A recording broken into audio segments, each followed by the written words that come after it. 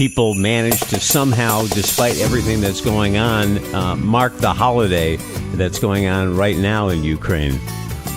Well, Christmas here is really the reverse of the way it is in the rest of the world. Putin, from the very beginning of this, is trying to claim that he's fighting the decadent, corporate-controlled commercial West with no culture. And that's such an irony that kind of gets lost here, is that Ukraine is a place of thriving culture. And I've really seen that, especially these past few days.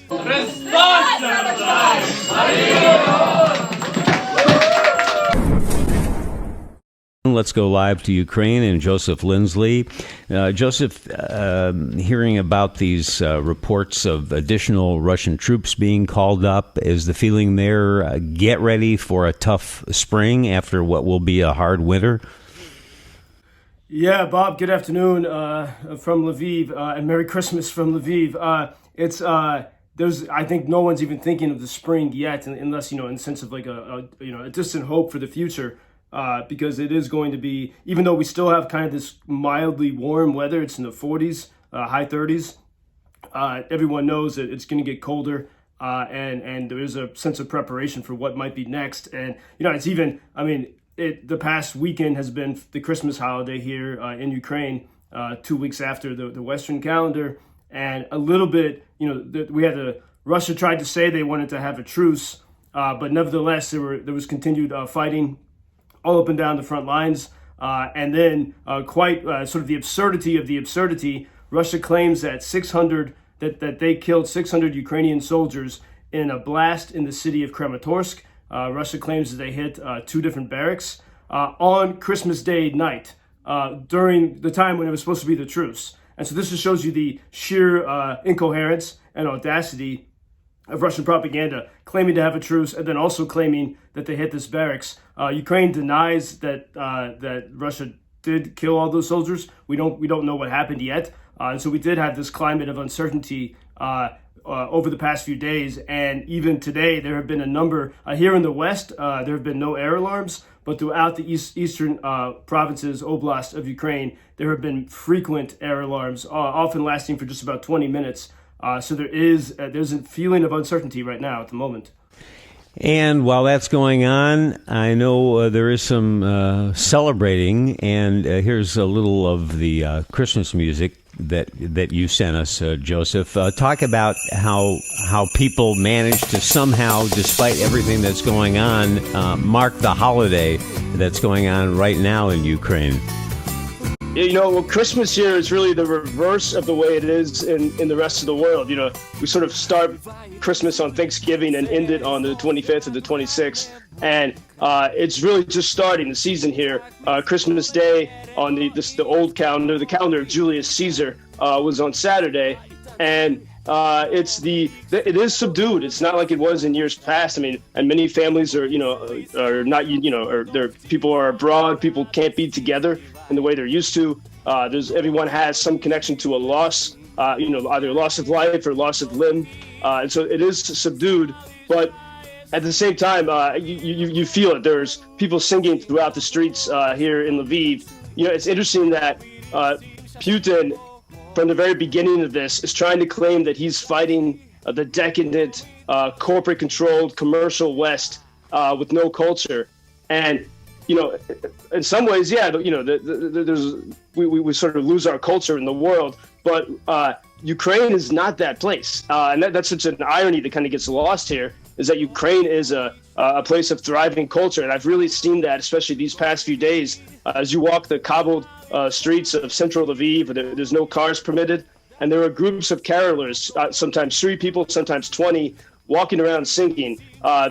Young people get together and they create these Christmas skits called Vertep, always updated with kind of a modern theme. So the devil is presented as Putin, and people stand there and listen to these skits. And as you go into cafes and restaurants, carolers come in and sing the songs, and the whole room gets engaged. And in fact, if you go to our website, UkrainianFreedomNews.com, we're having some hacking problems, but I think you can still access it. On the top left, you can see a video of some of the singing from these past few days. And, as here in the west of Ukraine, they've held on to their traditions. But during the Soviet times in the east of Ukraine, it was easier for Moscow to destroy the religion and the culture.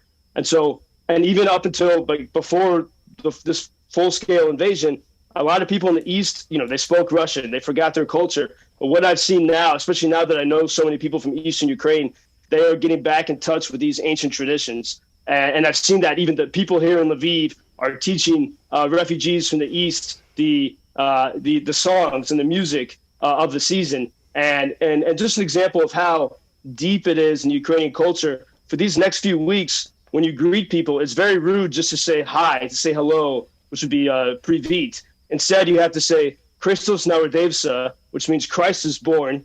And then the response is Slavimo Yoho, which means glory to him. And so that even in this dark, scary time, people go around speaking these words of joy. And I mean, Bob, there's music all day, everywhere. As you walk through the streets of Lviv, you hear people singing the carols. So there is amazing resilience. Yeah, remarkable that the people can do that. One of our listeners emailed us, "Dear Bob, I listened to your conversation with Joseph Lindsley on January 6th. The article I'm sending you reminded me of your conversation, and it's a story about, the headline is Ukrainians Celebrate Orthodox Christmas at a Holy Site Long Linked to Moscow, and it goes on to say, for the first time, the sermon was delivered in the monastery's main church by the head of the Kyiv-led Orthodox Church of Ukraine, a symbolic moment that highlighted the deep fracture within the Eastern Orthodox Church in Ukraine." And Marla sent us this, and she goes on to say, "I am grateful for your conversations with Joseph. We adopted a child from Ukraine in 2004. Please tell Joseph if he ever comes to Chicago, he must go to Ann's Bakery and Deli at 2158 West Chicago Avenue at Chicago and Levitt. I make sure that I listen daily. Thank you and Happy New Year." Wow, well, thank you, Marla. And actually, that monastery of which she speaks, it was built in the year 1051, the monastery of the Caves. And when I first came to Kyiv in 2018, I didn't know so much about what was going on. I had very rudimentary Ukrainian, and I went to visit this beautiful ancient monastery, and I spoke to the staff in the gift shop in Ukrainian, and they kicked me out because it's been run by Russian Orthodox. And so it's really a monumental thing that when finally the government was able to prove that there were spies in the Russian church.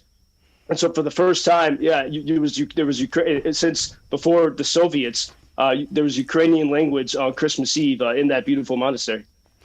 Joseph, is the good Lord giving you a warmer winter, I hope, because certainly the people need it.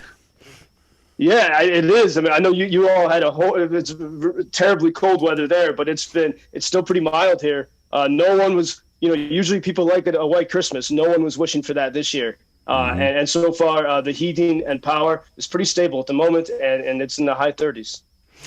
Yeah, I'm sure Putin doesn't like hearing that, but I guess the strategy to weaken the people, weaken the resolve by going through a winter with no heat and very little light may not work out the way the Russians hoped, huh?